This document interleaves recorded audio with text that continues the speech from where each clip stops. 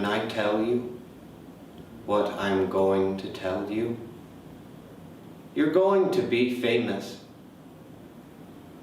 When you've done the types of things that I've done, it's easier not to reflect on yourself.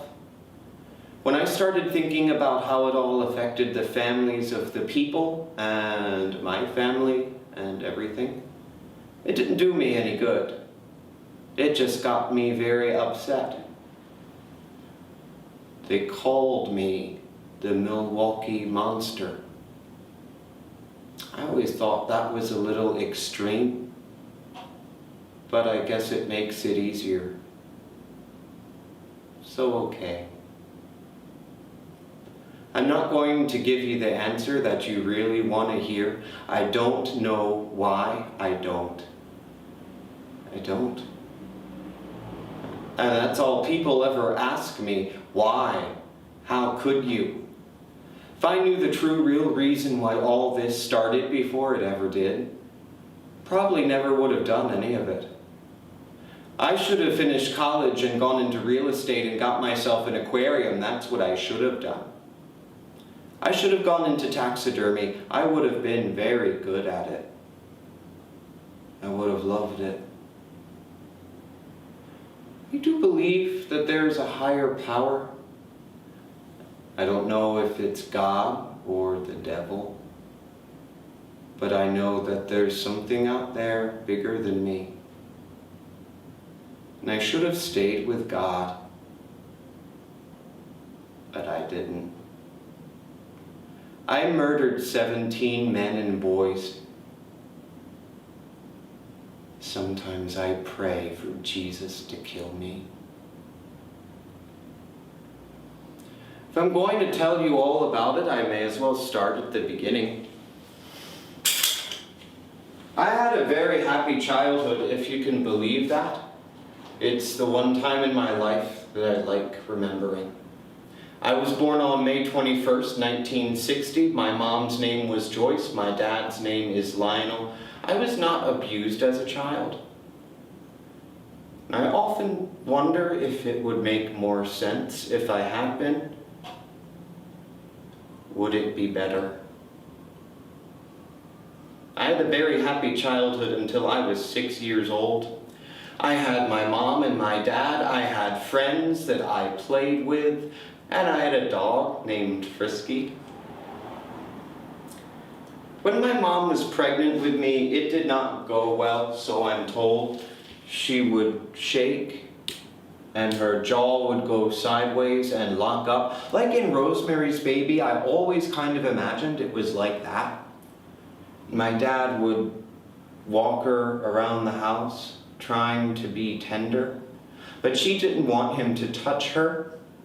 She would scream and cry and tell my dad over and over and over again that she didn't love him anymore. And I feel responsible. But for a while after I was born, things were okay. One thing that I'll never forget is what it was like to touch something dead for the very first time. I was 5 years old, and I was helping my dad clean underneath the porch of our old house, and I crawled under there all by myself, and I found the remains of a bird that had just gotten trapped under there, I guess. And it was just bones, and I felt just fascinated by it. And I reached out with both hands, and I touched it. And then I started taking handfuls of the bones and raising them up in the air and letting them fall to the ground over and over again, just raising them up and letting them fall. And my dad asked me what I was doing, and I said, I'm playing. And playing what? He said, and it took me a while to form it into words. They're just like fiddlesticks. I've never forgotten that, what it felt like. When I got older, I started started riding my bike around the neighborhood looking for roadkill, which there always seemed to be a lot of. And when I found some, I would take it into the woods and I would use my Swiss Army knife to open it up. I was filled with curiosity to see the insides of things that had once been alive. I did it every chance I got. And when I was 14, I started having obsessive thoughts of violence intermingled with sex. Year after that, I kissed a boy for the very first time. He was a boy from the neighborhood, and we were sitting together, and he leaned over and kissed me on the mouth, and I got an erection, and that's when I realized I was homosexual. And I didn't know quite what to think about it. I just knew it was something that you weren't supposed to feel. But I felt it. One night, I came home very late after being with this boy, and I found my dad waiting up for me at the kitchen table, and he had my gay pornographic magazines in front of him. Apparently my hiding place in the garage was not very good. And my dad asked me if I had been getting together with boys, and I lied and I said just a few times. And my dad looked down at the magazines in front of him, men holding their cocks and spreading themselves wide open, and my dad began to cry. And he said, "You're going down a wrong path, son." And I looked down at the kitchen floor, at my shoes, my hands, anything but my father's face, which was filled with shame. And my dad said, "Jeff, you're so young, you've got so many possibilities, you can get over this." And I lied and I said, "Okay, Dad, I understand." And my dad started to go, but then he turned back and he looked at the kitchen floor, not at me, no, never at me, not for 6 months after, and my dad said, "Your mother can never find out. Your mother couldn't handle this." I think it was at that moment that I realized my mother really was crazy. Like, really. She had a nervous breakdown after I was born. She always suffered from severe depression, and when I was growing up, she was never really well. She had my little brother David, and she got worse. My dad didn't know how to deal with any of that, so their divorce, I saw it years before it happened. But there was nothing that I could do to stop it. And I felt like it was my fault. That if I had never been born, maybe they could have been happy. I began to have a recurring dream. A dream about meeting a hitchhiker on the road. He would be a boy my age, handsome, muscled, shirtless. And I would offer him a ride in my car, and he would say yes. And I would take him back to my house where I would do whatever I wanted with him. And somehow in my mind, my sexual fantasies became fused with my desire to see the insides of dead things, and it just got worse and worse. Everybody has their secret thoughts, but mine were becoming literally unshareable. I didn't know how to tell anyone about it, so I didn't. I started drinking instead, every day. I was a full-blown alcoholic by the time I was 17 years old. Now, obviously, getting drunk every morning and going to high school reeking of beer and whiskey wasn't a good idea, but it was what I felt I had to do to get by, because I was becoming very frightened of myself.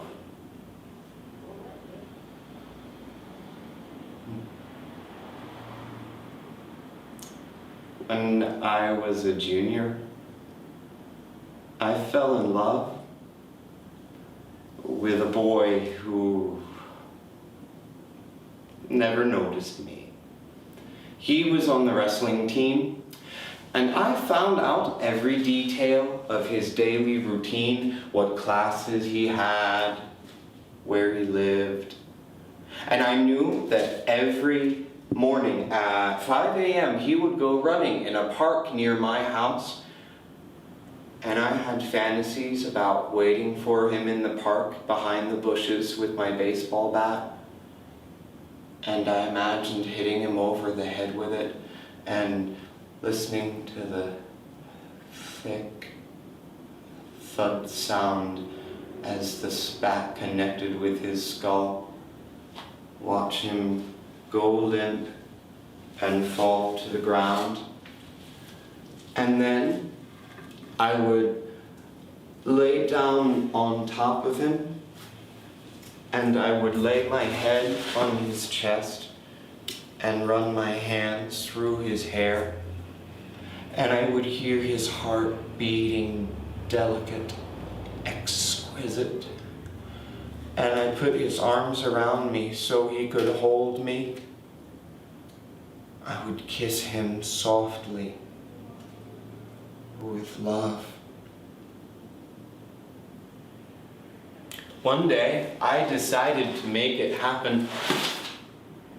I waited in the park behind the bushes with my baseball bat, waiting for him to come running by like he did every day.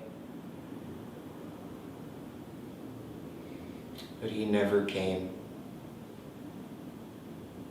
I never saw him again.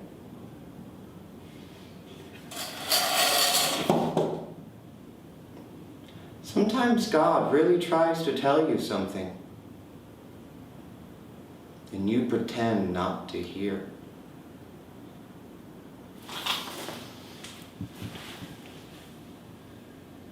My senior year, my mom and dad got a divorce. And I decided that I wasn't ever going to get married because I never wanted to go through anything like that. In the summer after I graduated high school, my mom took my little brother David and she left. She didn't tell me where they were going. She just left. And my dad had already gotten married to another woman, so he was gone. And when my mom went away, that's when I began to have a desperate fear of being alone, of being abandoned. A Saturday after my mom left me, I decided to go to the liquor store to get some beer, and the owner sold it to me even though I was underage because they were friends of my dad's, and they probably figured I was buying it for him. And I was on my way home, about just a few miles from my house, and I saw a guy standing by the side of the road with his thumb out, and he was looking at me. Beautiful boy, muscled, smiling. He had long brown hair and dark eyes. And it was a really hot day, and he had his shirt off. He was the hitchhiker from my dream, there in the flesh. And I wondered if I should pick him up or just keep on going. Now I wish I had just kept on going, but I didn't. I turned around and I picked him up. I opened the car door and let him in, and he smiled at me. And it was one of those smiles that's just perfect, you know? And he said his name was Steve, and I said, "Hi, I'm Jeff." And I caught myself staring at him, but I stopped before he noticed too much. And he put his hand out to shake mine, and I took a quick look at the road to make sure no cars were coming, and then I turned around and I gave him my hand. And his hand was so warm and big, and his hand swallowed mine up and held it. And I forgot to shake his hand, but he remembered and saved the moment. And I closed my eyes, and I stopped breathing. It was perfect. And then Steve grabbed the wheel and he turned it sharp because we were about to hit a truck. It had been honking its horn and I didn't even hear it. And I was afraid that Steve was going to panic and jump out of the car away from me and from this perfect moment, but he just laughed and he put his arm around my shoulder. Just for a second, just long enough. I decided to take a risk. I decided to ask him if he wanted to come back to my house. I told him that my parents were gone, and I told him that we had a case of beer that we could drink, and then I told him that we could also smoke some weed, and that got him. So I drove towards home. Now it only took me a few minutes to get there because I was speeding the whole way.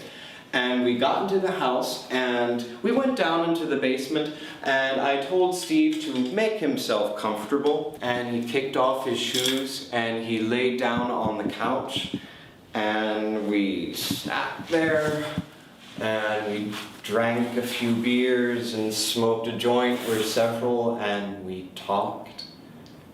Now I asked him why he was hitchhiking and he said that he was a free spirit. You have to remember this was the summer of 1978. And we drank a few more beers and we smoked another joint, and I've never felt happier in my life. I think I'm going to ask him if he'll spend the night with me, and he's going to say yes, and we'll go up to my bedroom and we'll lay down on my bed and he will kiss me and he'll hold me and make me feel loved. And then Steve said that he had to get going now. And everything I dream of collapses. He stood up and I said, "No, please don't go." And he started putting on his shirt and I ran over and I kissed him on the lips and I tasted his saltiness. And then he pushed me away and then suddenly we were both on the floor. And we're both on the floor wrestling, and he's trying to get up and I'm trying to stay on top of him and keep him down, and I feel his muscles twisting and turning underneath me. And then I saw the barbell within reach.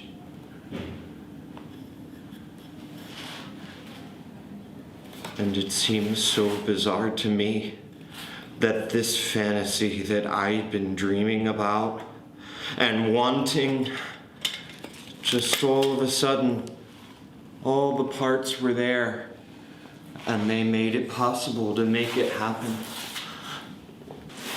I saw the barbell.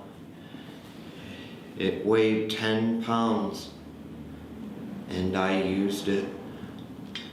I hit him over the head pretty hard, and then I took the barbell and I put it underneath his chin and I held it there until he stopped moving, and I felt his last breath escaping, a sigh passing by my face. I never wanted to kill him. I just wanted to keep him. I carried Steve's body down into the crawl space, and I got a knife from the kitchen, and I started to remove the flesh, and there was so much blood. But then I stopped, and I took the knife, and I opened up his belly, just like I had done to roadkill 1,000 times, and his skin parted so sweetly beneath the blade, and inside he was warm and wet and red, and I felt like I wanted to cry. This was it. I knew. This is what I had been waiting for my entire life.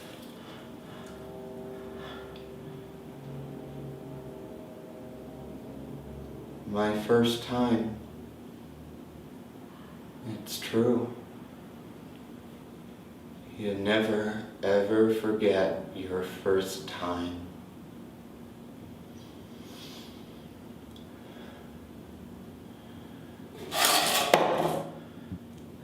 I drove out very late that night with Steve's body in pieces, filling garbage bags in the back seat.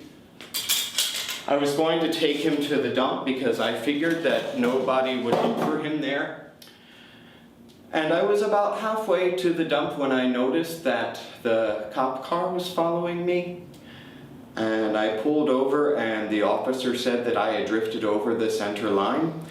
And he asked me what I was doing out so late at night, and I told him that my mom and dad were fighting and I just needed to get away. And I passed the sobriety test, and the cop wrote me a ticket and was about to leave, but then he shone his flashlight on the garbage bags in the back seat, and he asked me what's in those bags. And some voice from somewhere else speaks for me. It's not Jeff, it's Jeffrey. And I said, it's trash. My mom and dad get mad at me when I don't take the garbage out on time, officer, so I was just doing it now. And the cop said, okay, be more careful on the road from now on. And I said, okay, sir, I will. And he left.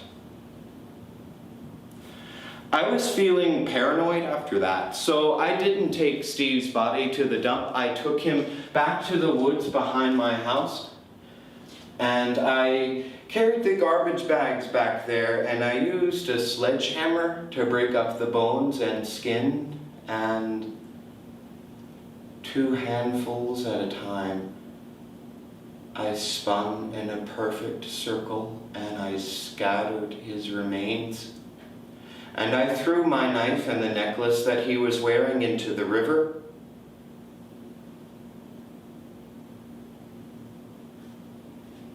I read the newspaper every day for a few months after that, waiting for someone to find a piece of him or report him missing.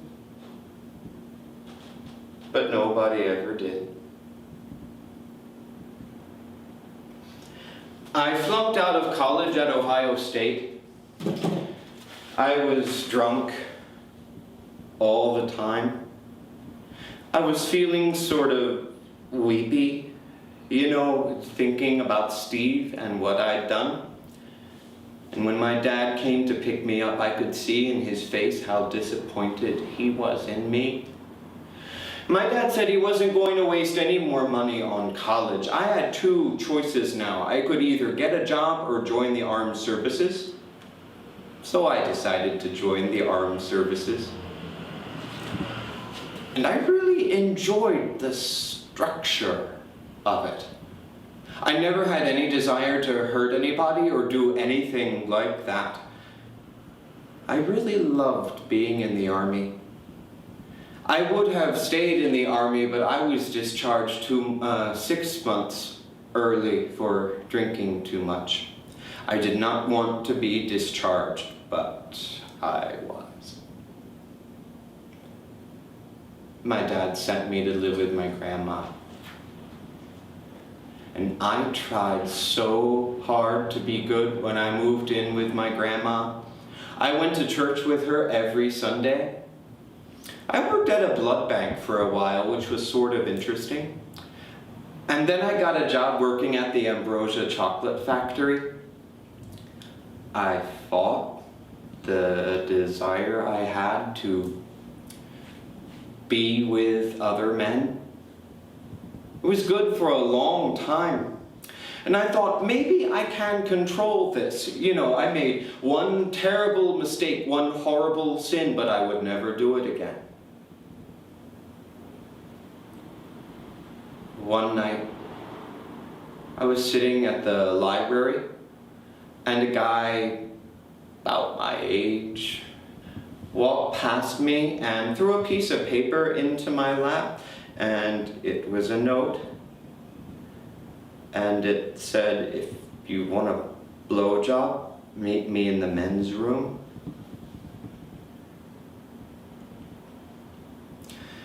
It was a kind of challenge. I didn't do it, but for the first time in a long time, I felt intense sexual desire.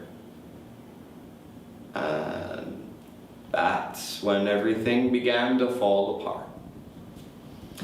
I started going to the bath clubs, and at first I really didn't enjoy it so much because I just wanted light sex, you know, kissing, holding, masturbation, but most guys wanted more than that, and I wanted to be the one in control. So I started putting sleeping pills in their drinks, and when they fell asleep, then I would have sex with them and go home, and there'd be no harm done. But people started catching on after about the 15th time, so I couldn't go to the bath clubs anymore. I started going to the gay bars instead, and bringing the guys I met back to a room I rented at the Ambassador Hotel. And believe it or not, I was a pretty popular guy in the gay scene. I was good looking for Milwaukee. Guys wanted to be with me. In September 1987, roughly, I met a guy at a bar in downtown Milwaukee.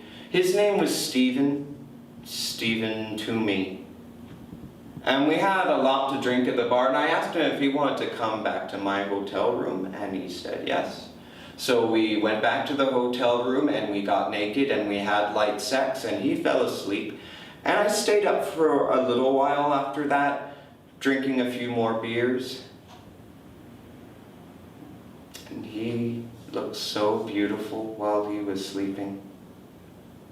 Finally, I decided that I had enough, and so I got into bed beside him,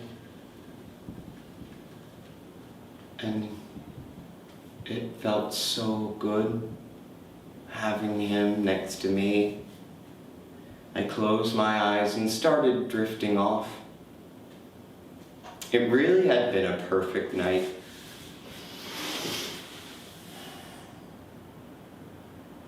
When I woke up in the morning, I was lying on top of him,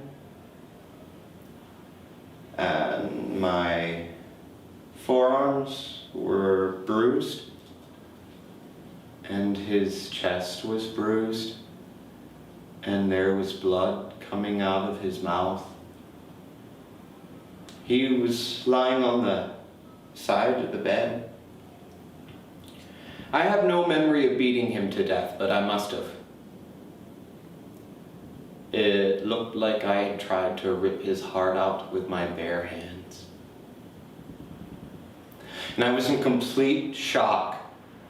I couldn't believe that this had happened again after 9 years of doing nothing like this. I don't know what was going through my mind. I've tried to dredge it up, but there's nothing. I don't know why I killed him. I went to a department store across the street from the hotel and I bought the biggest suitcase that I could find and I stuffed his body inside it. And I carried the suitcase down to the lobby all by myself, and it was, as I'm sure you can imagine, very heavy. And I got outside the hotel and hailed a cab, and of course the cab driver insisted on putting the suitcase into the cab himself, into the trunk, and it was very difficult for him. And when he finally got it inside, he said, "Man, have you got a dead body in there?" And I looked at him and said, "Yeah, I do." And the cab driver laughed and he drove me back to my grandma's house. And I took his body down to the basement and dismembered it the way I'd done before and put the pieces of him in garbage bags, and then I put the garbage bags on the sidewalk because it happened to be trash night. And in the morning they came and they took him away. They never found his body. After the second time, which was not planned, I decided that it wasn't really safe to bring guys back to the hotel room anymore, so I brought them back to my grandma's house instead. My only objective was to find the best looking guys that I could get. Their sexual orientation didn't matter to me. Their race did not matter to me. It was just their looks. I would sit in a bar in a corner, drinking, looking like I was waiting for someone. Which of course I was. And I got laid a lot. Guys wanted to take care of me, which I was more than okay with. And you know, I've had sex with over 100 men and I only murdered 17 of them. That's got to be worth something, right? That's restraint. I developed a routine. When I went to the bar, I would wait for a guy that I thought was attractive, and when I found one, I would say I was an amateur photographer, that I took photographs of male nudes. It was my hobby. And I would offer these guys $50 to come back to my grandma's basement and pose for photographs for me. And when I got them back to the basement, I would give them the drink, which was rum and coke and sleeping pills. And when they started getting groggy, that's usually when I'd have them take their clothes off so I could photograph them. And when they fell asleep, I would take off my clothes and lay down on top of them and listen to their heartbeat. And when I listened to their heartbeat, I would feel safe. Now, as I became more experienced, I started to learn by the sharpening of the heartbeat when the sleeping pills were wearing off, and then I knew it was time to kill them. I would strangle them because that is the most humane way. And they looked so beautiful when they were dead. That's why I would pose them, photograph them to accentuate their physique. I would keep them for a few days in the cellar, and eventually I would have to dispose of them. If I could have kept them longer in my grandma's basement, I would have.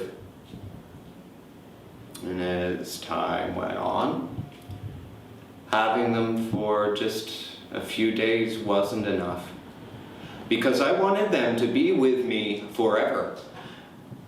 So that's why I started keeping parts of them, their skulls, at first. I would paint them gray so they wouldn't look real. And after the fear and the terror of what I'd done had left, which usually took about a month or two, it would start all over again. It was a craving, a hunger a compulsion.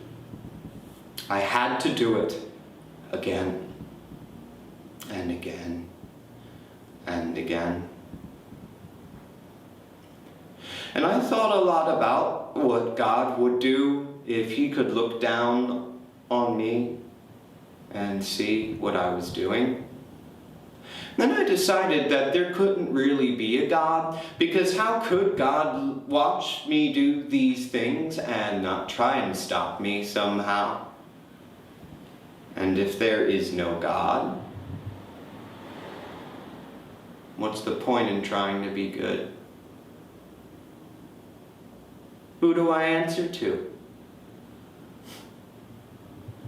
Who owns me?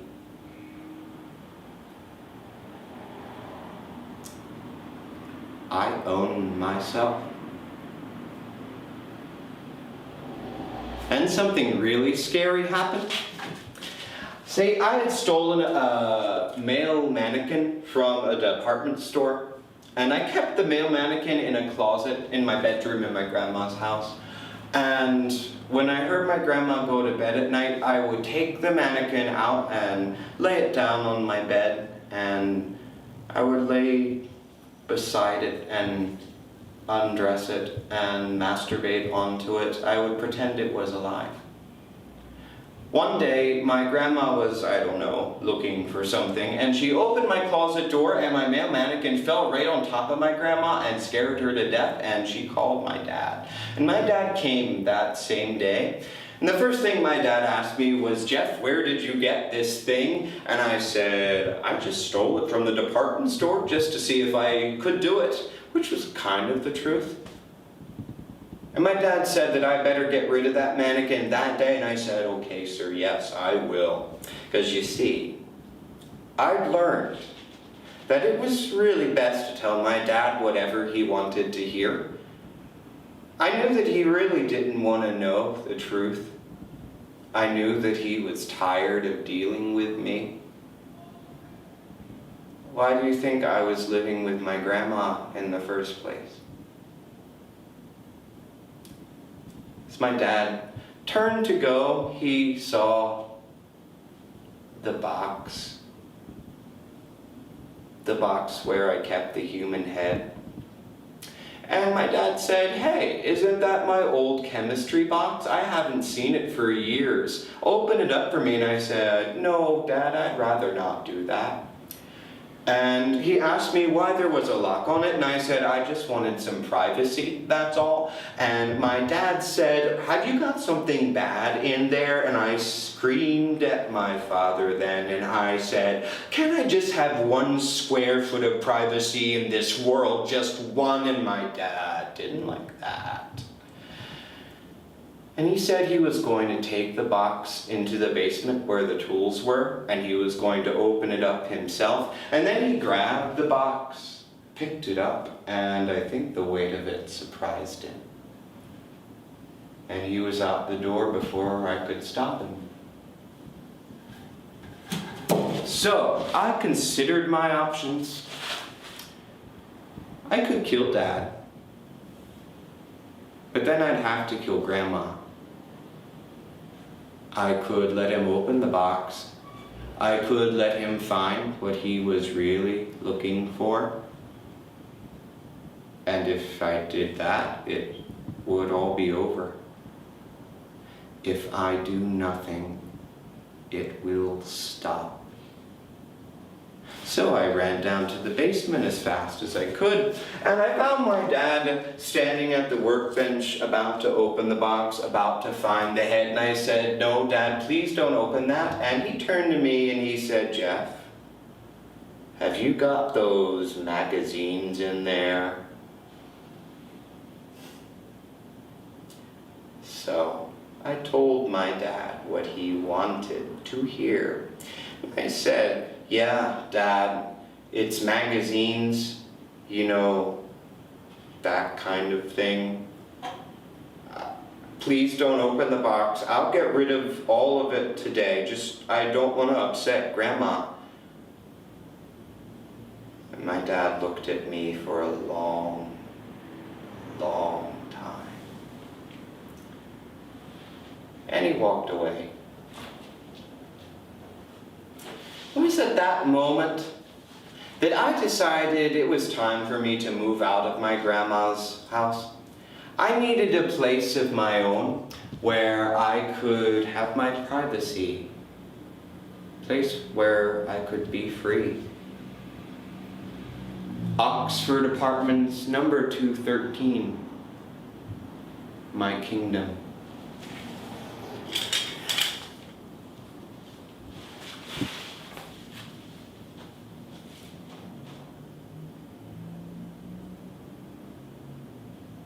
Have you ever loved someone so much that you wanted them to be with you forever? Have you ever laid your head down on your lover's chest and listened to their heart beat?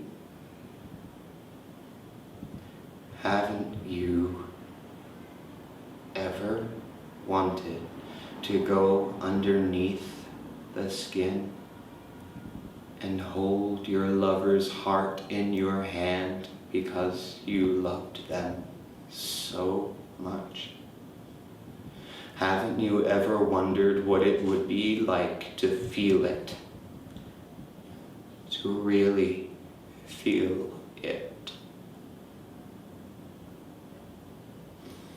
To me, that's love. That's what it means to love another person. At least the closest I've ever come. Sometimes I fucked up. I remember one time, I brought a guy home and I gave him the drink as usual. And only this time I got the cups mixed up and I drank the rum and coke and sleeping pills. And when I woke up the next morning, I saw that the guy had stolen about $300 from my wallet. I did not report the theft to the police, obviously. As I began to keep more and more parts from my boys, I began to conceive a really glorious idea. I'd get a long black table and I would put 10 painted skulls on top of the table. And there'd be incense burning at each end, and on either side of the table there'd be 2 painted skeletons. And I'd have to go to the store and get the right lamp so it would have the perfect lighting. And there'd be blue velvet curtains on the wall and a big black leather armchair where I could sit naked and admire my museum. And I got the idea for my temple after I watched The Return of the Jedi. The Emperor really inspired me. I think it was the power that he held in his hands.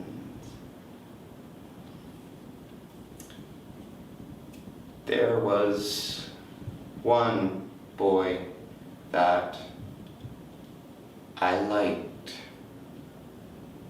very much. And I hoped that he would finally be the one who would choose to stay with me, but he said that he had to be home by the morning. So I gave him the drink as usual, and he fell asleep. And so I laid him down, and I did not want to cause him any pain, so I stabbed him in the jugular. And then I opened up his chest and I reached in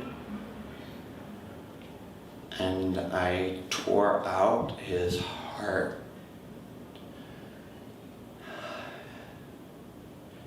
I tried eating the heart, but I found the meat to be too tough. So I went straight to the market and I bought some meat tenderizer. You know, that stuff really works. I would eat the meat and I'd look at the pictures that I took of him, and I felt deliciously aroused. It really did make me feel like he was a permanent part of me, that he was never gone. And when I did these things, I didn't feel so fucking lonely.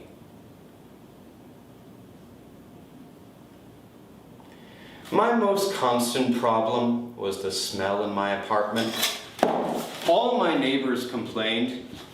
I remember one time the building supervisor came in and he asked me just what the hell was going on.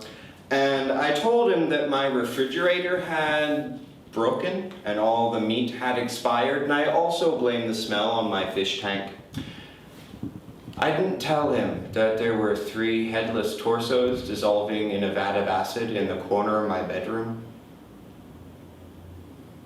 As time went on, I decided I didn't want to hurt people anymore. I wasn't getting any satisfaction from having to kill people, so I decided to take it to a new level. I had a hand drill that I used for, basic household things like installing my security system. And I knew that this drill would drill a very small hole in the front of the skull very quickly. And then I would take a large syringe filled with muriatic acid, and I would inject the acid straight into the frontal lobe of the brain. And doing this, I thought, would produce a zombie-like state in the person. So I could have the perfect submissive partner who would do whatever I wanted, fulfill all of my needs, and nobody would ever have to die. It's the solution to all my problems. Now I just needed to find the perfect zombie. In a shoe store at the mall, I found him. He was a really cute Asian boy.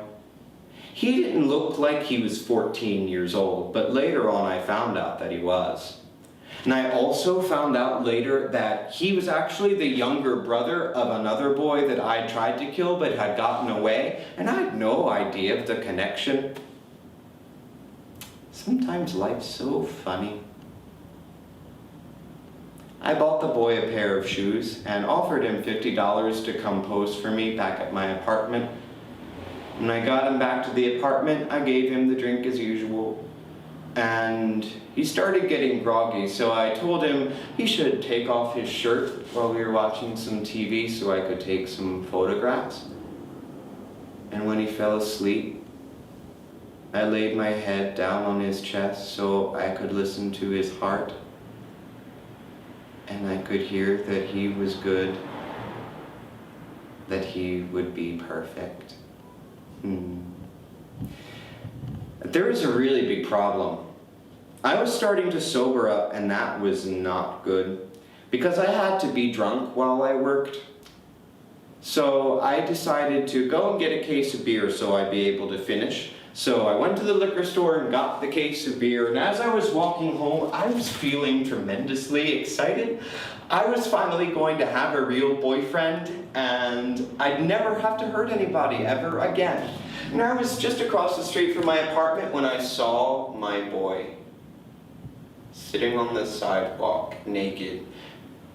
And there were 2 girls with him, and the cunts had called the police.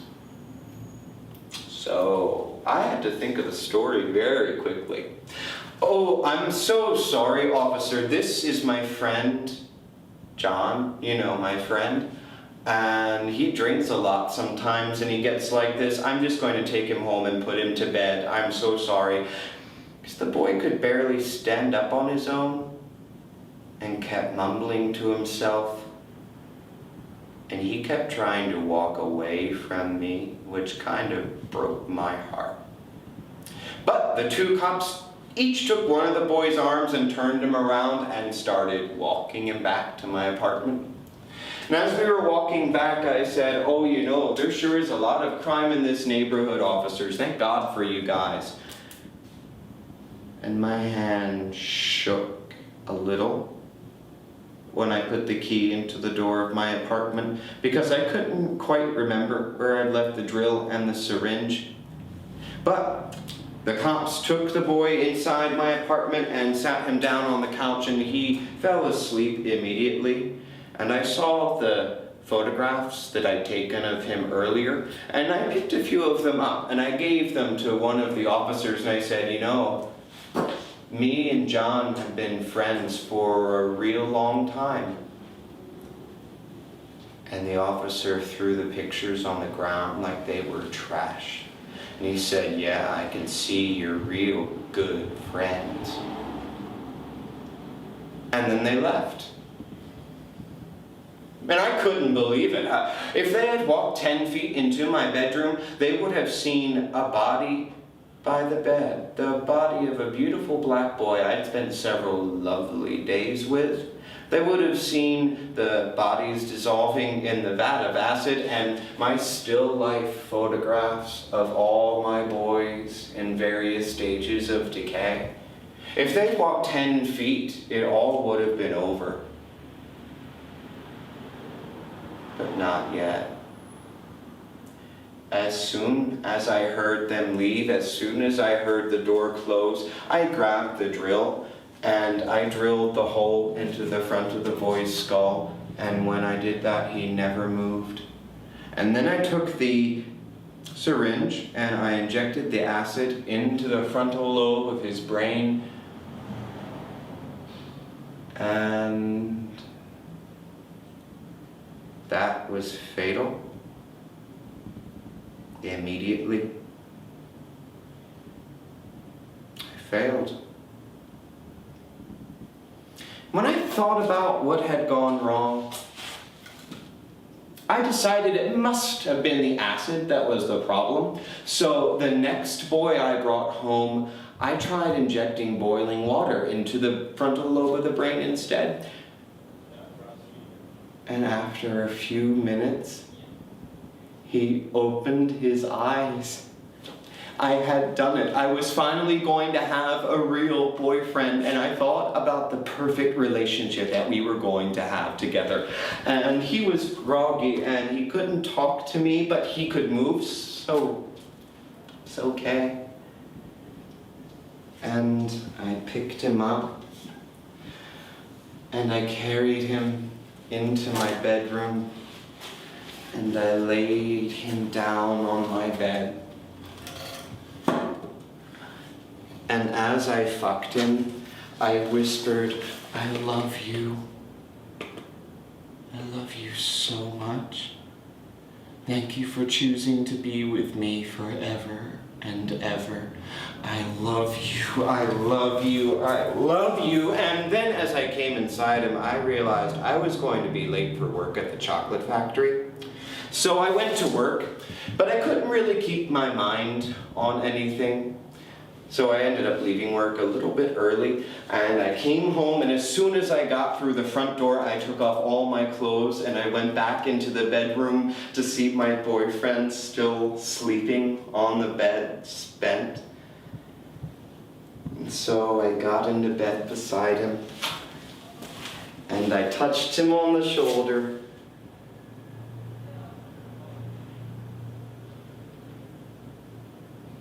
And he was so cold. And I laid my head down on his chest to listen for his heartbeat.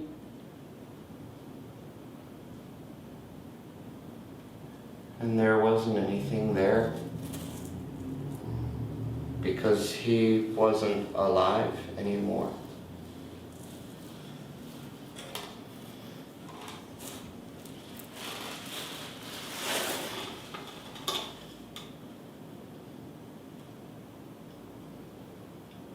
Why wasn't I good enough?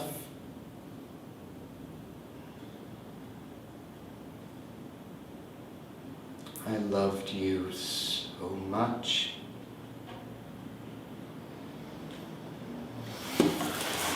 I have grown accustomed to disappointment. But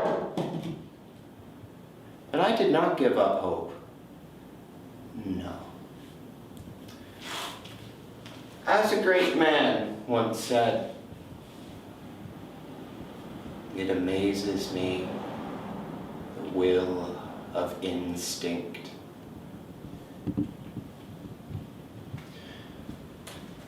I murdered 12 men in the last 15 months.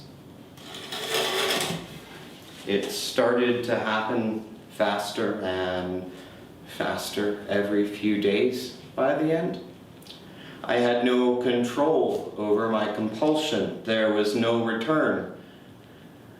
And I was very careful, very careful for years and years. That was the last week I was going to have to be in that apartment.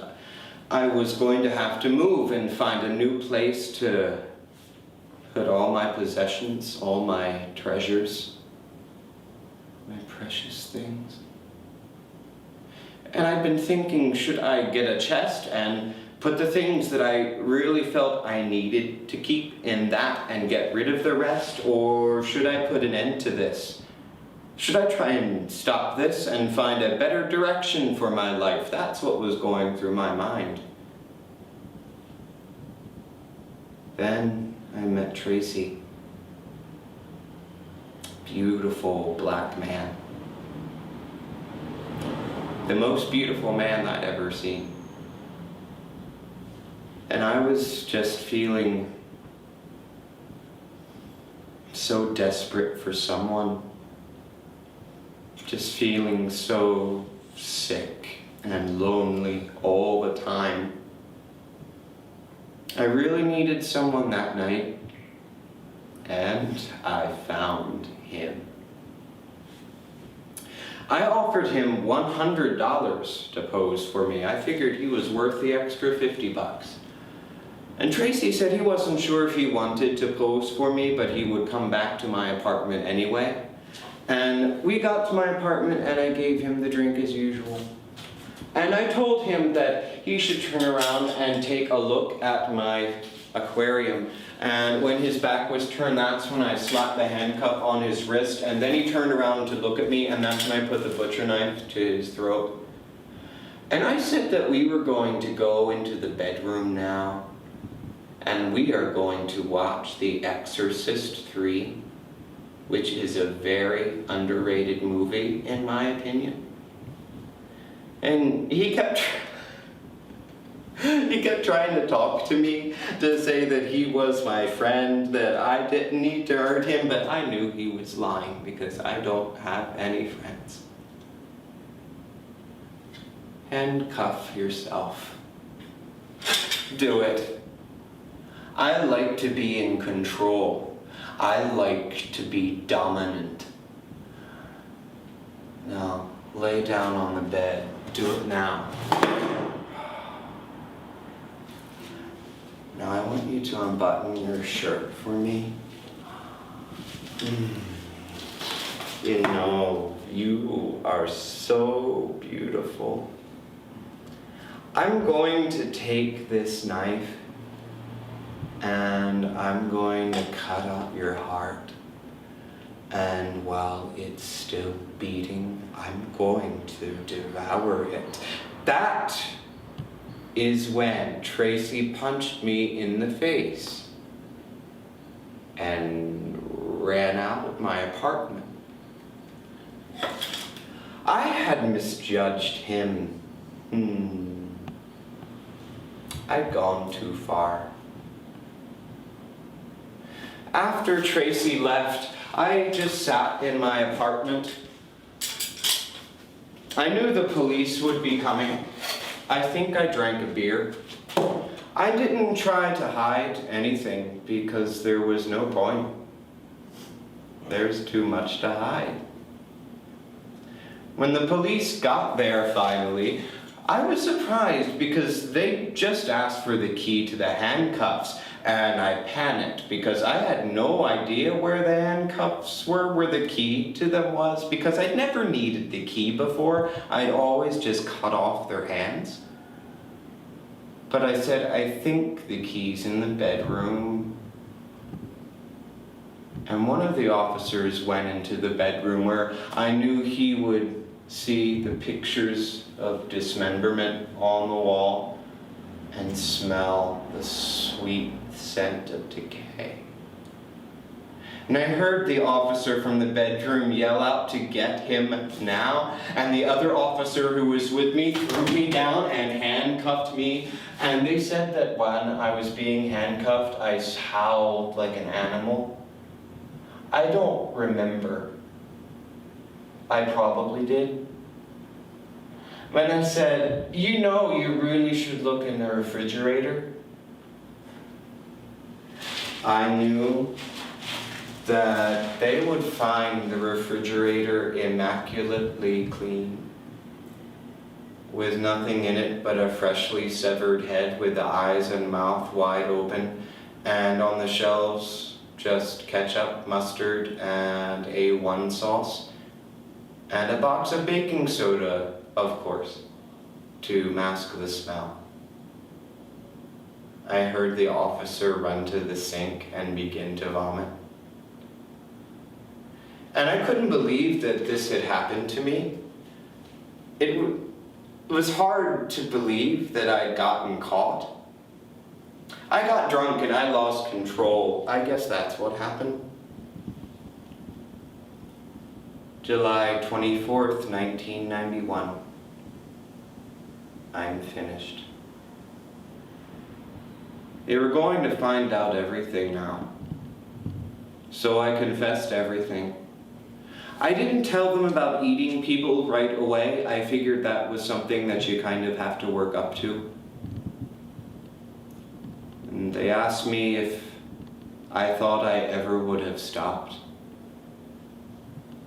And I have to say, no.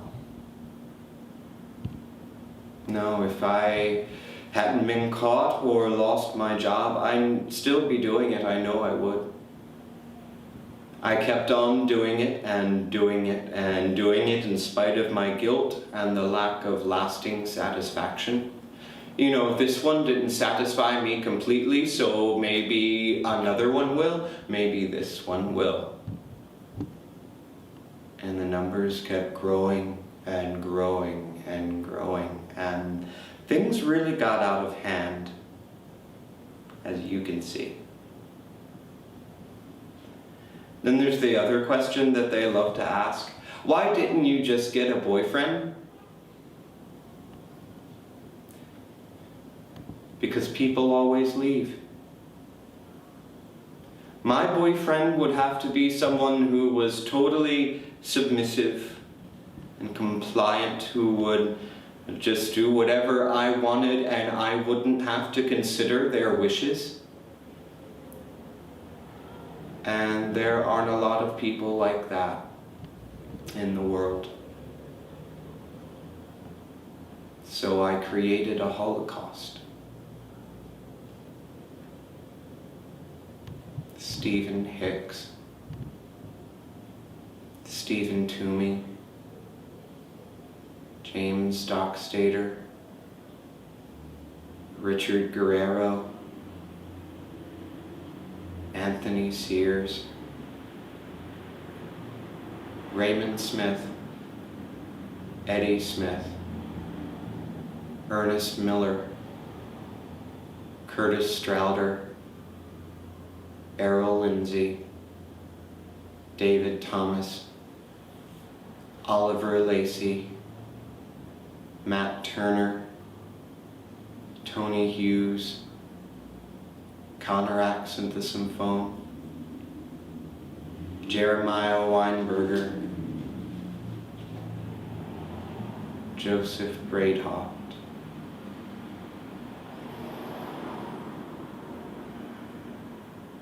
Yes, I do feel remorse.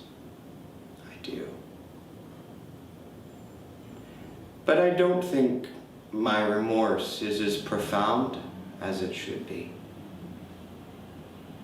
I wonder every day why I don't feel more remorse. For what I've done, there is no excuse. It's hard for me to believe that a human being could have done the evil things that I've done. But I know I did it. I know I'm guilty. Am I guilty but insane? Now that was the big question at my trial. At my trial, where my dad sat in the courtroom every day and listened to every detail of my private life. That was very hard. Before I was sentenced, the judge asked me if I had any statement that I wanted to make, and I did.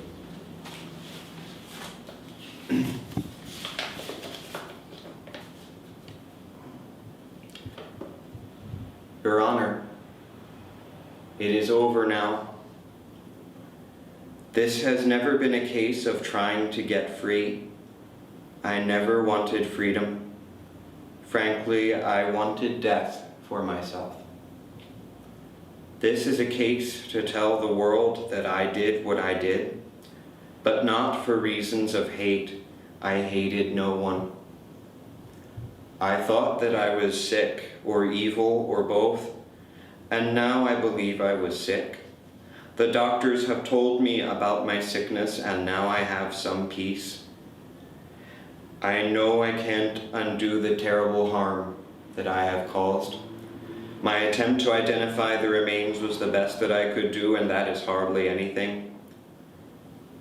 I feel so bad for what I have done to those poor families, and I accept their rightful hate. I know that I will be in prison for the rest of my life, but after I'm dead, if there is ever any money, I would like it to go to the victims' families, because it's all that I have left to give them. I want people to know the truth of what I did. I don't want unanswered questions. I take all the blame for what I did. I have hurt many people who have only tried to help me. I hurt my mother, my father, my grandmother. I love them all so very much. I hope one day they will find the peace that I am looking for. I know that the families of the victims will never forgive me for what I have taken away, but I promise to ask their forgiveness if their hurt goes away, if ever. I have seen their tears, and if I could give my life right now to bring all their loved ones back, I would do it. I'm so very sorry. This is the grand finale of a life poorly spent. It's just a sick, pathetic, wretched, miserable life story. That's what it is. How it can help anyone, I have no idea. Thank you, Your Honor. I am prepared for your sentence, which I know will be the maximum. I ask for no consideration.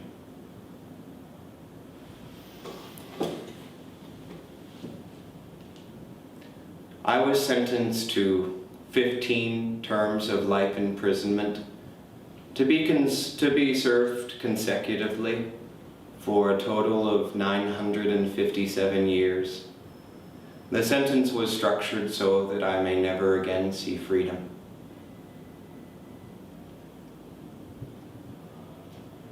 I miss my aquarium. It was a really beautifully kept fish tank with tiger barbs and African cichlids and real live plants. I used to just sit and watch them swim around, basically. And I enjoyed keeping the ammonia to the right levels, and the whole spectrum of fish keeping really interested me. I'm really gonna miss that fish tank. That's something that I really miss. I remember I was in the store once and I saw these puffer fish, and they're the only fish that I ever saw that have both eyes in the front, you know, like a person's eyes.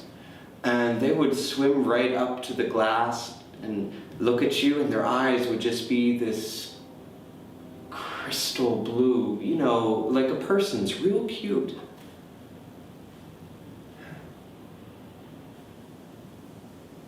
My dad visits me once a month. We talk about our family, the way things used to be. We talk about what prison life is like, and it gives me comfort to talk about the few good times there were in the past. You know, there was a newspaper headline after my trial, and the headline said, "How many men do you have to kill and eat to be insane in Milwaukee?" But every psychiatrist that ever spoke to me said I was sane. And if I'm sane, that means that anybody could be like me. Your husband, your brother, your most intimate friend. And you would never know until it was too late to stop what was going to happen.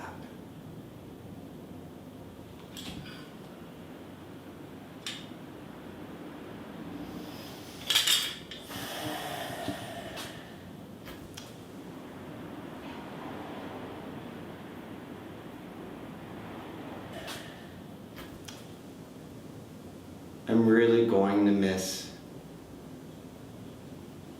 talking